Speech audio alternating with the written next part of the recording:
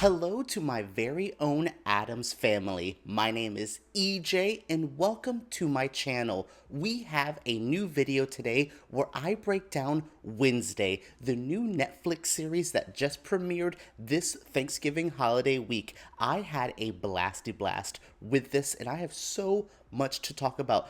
Mostly, I can't believe that we've captured the Addams family tone, style, and the whole ooky spooky vibe so well. Yes, enough of this intro. Let's dive into why I think Wednesday captures the Addams family perfectly. In all honesty, I was a bit nervous about this Addams Family series called Wednesday coming from Tim Burton and Netflix. I like Netflix, I used to love Tim Burton, and I love the Addams Family, so what would happen when these worlds all mix together?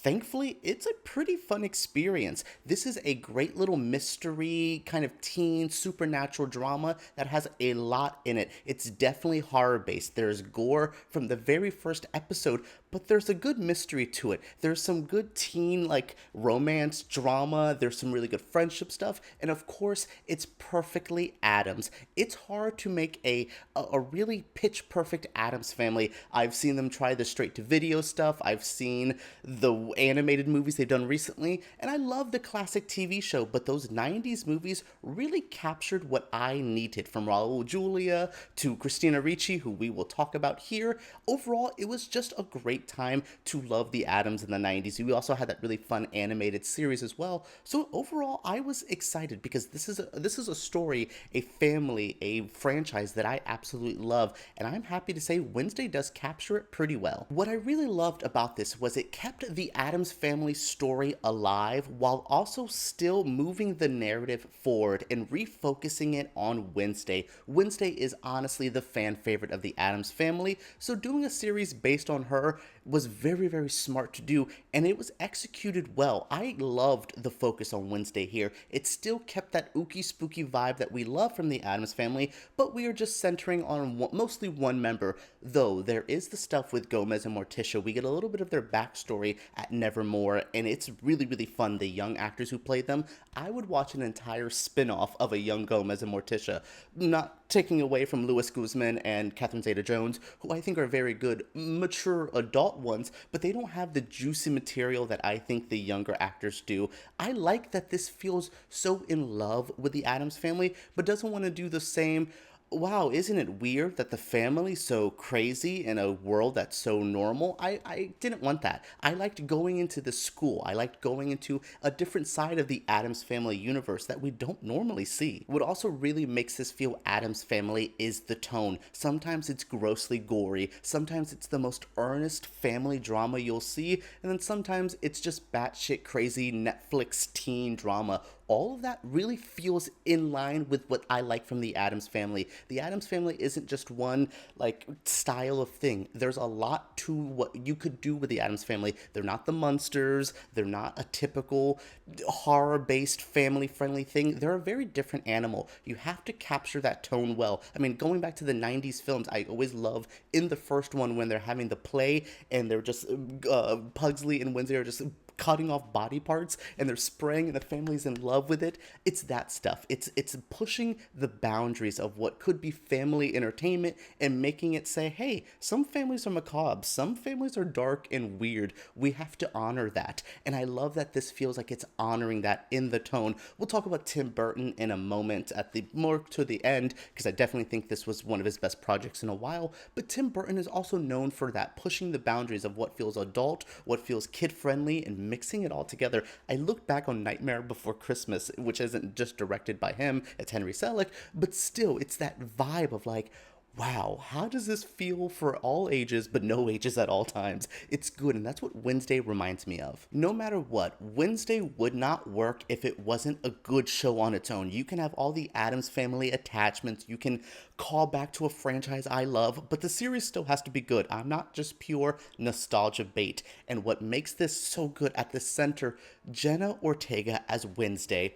Wow, wow, wow, wow. From Scream to X to Wednesday, this girl in 1 year has proven herself as a horror must see actress. She is absolutely phenomenal in our lead role. The interactions she has with her family, great. The growth of Wednesday as well, that's what really surprised me. We usually see Wednesday pretty confident in herself. She's pretty confident in herself in the series, but the confidence is a bit shaky. There's something underneath the surface that we have to break through. She thinks her family's always after her. She can't get along with anyone at school. And we start seeing the shell break. They don't change Wednesday, but we start seeing that there's more layers to her. She's the cold, stern, bitchy little girl that we all know and love, but there's more to her, and I love that this was able to flesh her out. The supporting cast is very great as well. Gwendoline, Christie, I mean, Fred Armisen as Fester was not one of my favorites. I honestly got more out of Thing, and then Wednesday had like 85, it felt like romantic interest at first. That first episode, you're like, who is she going to end up with? What's going on? Like, is she going to be with the girl who I love? Her roommate. She is the cutest. I can tell there is Twitter fan art and fan fiction about these two because it just screams it. But again, I love their bond. Even if they're going to stay BFFs the whole show, I like it. I think it's cute. I like what this is presenting. I really like the Morticia and Wednesday stuff as well. The bond that I always thought was unshakable. We find out there's more to their relationship than we thought, and I love that. I think that really makes Wednesday again feel more fleshed out. Just not like a Addams Family callbacks. I love this. There's a lot more to it. Oh, and I did not mention that Christina Ricci is in this series as well. The OG 90s Wednesday is here and doing a great job. Any modern Christina Ricci's great. I reviewed Yellow Jackets. She's great on that, and she's great in this. Not in every episode, not in every moment, not in every scene, but what she is here for, I love. She has a lot of juicy details, and this mystery, there's a lot of layers to it. I found it to be a bit predictable at times, but I also found it to be engaging. I was trying to figure out all the twists and turns while also kind of knowing the twists and turns. It's a weird feeling when like you feel like you know what's happening, and it's executed at what you predicted, but it doesn't let you down. And that's kind of what I felt from the mystery aspects of this show. The other big part of Wednesday that really stood out to me was the added supernatural flair. I know a lot of us growing up, at least me, I thought the Addams Family were vampires or something. And yeah, they're just weird people, very pale goth people, but they go to a world, the Nevermore School, and there's werewolves and there's sirens and there's just so many different creatures and monsters. And oh my god, the one monster that in the woods is so Tim Burton. We'll talk about the Tim Burton stuff almost there.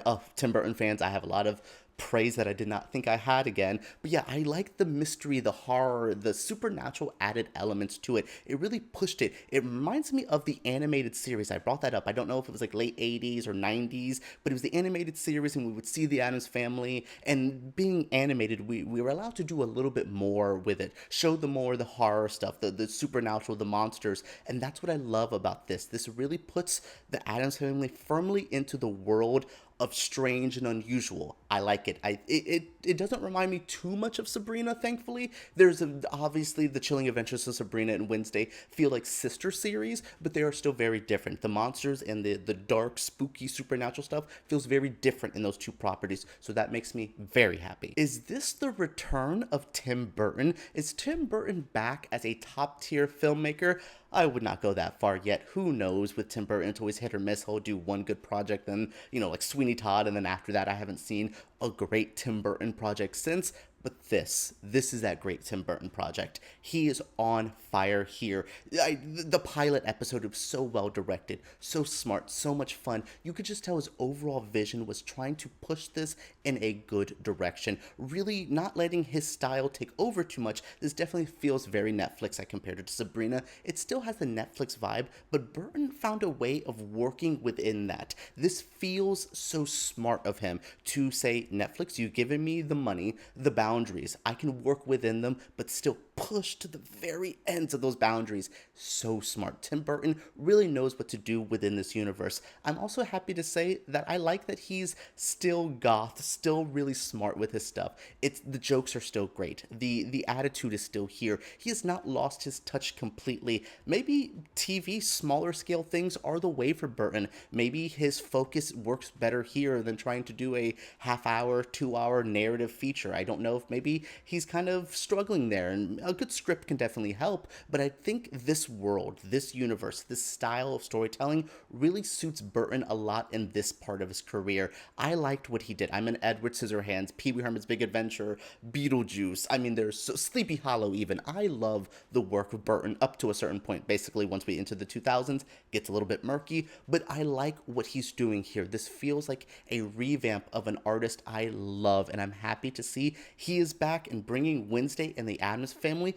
to the 2020s perfectly. Well, that is it for my spoiler-free feelings on Wednesday. I have to finish up this video because my AC in my house is not working, and I probably look a sweaty damn mess. Flames on the side of my face. But I had to bring out all of this for a Thanksgiving treat. In December, I will be back with my Nip Tuck reviews. I promise them they are coming.